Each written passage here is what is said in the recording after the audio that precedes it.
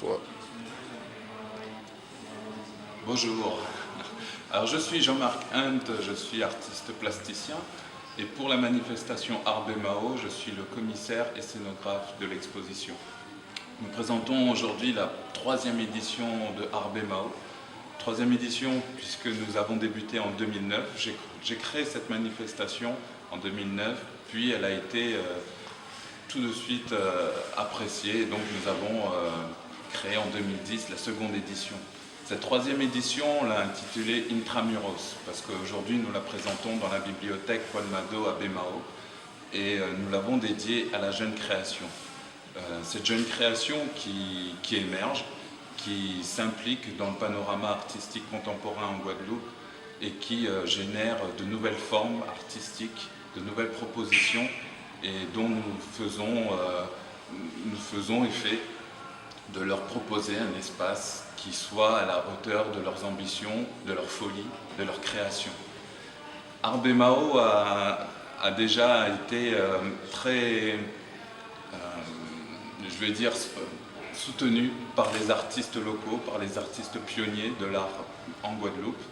Et il était important pour nous de mettre en avant les jeunes talents, les jeunes qui s'investissent et qui prouvent de leur capacité à nous apporter une réflexion différente de la société.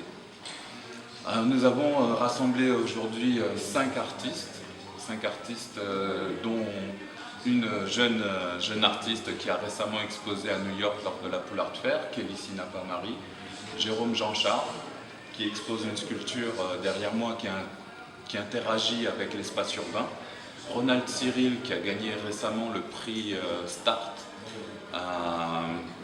du Conseil Général, Samuel Gélas qui est fraîchement sorti de l'école de Paris et qui nous propose une vision de l'actualité contemporaine de la Guadeloupe.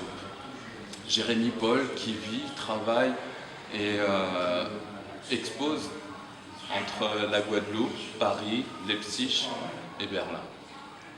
Voilà. Donc il était nécessaire, même plus que nécessaire, de rassembler ces énergies qui convergent et qui représentent d'une certaine façon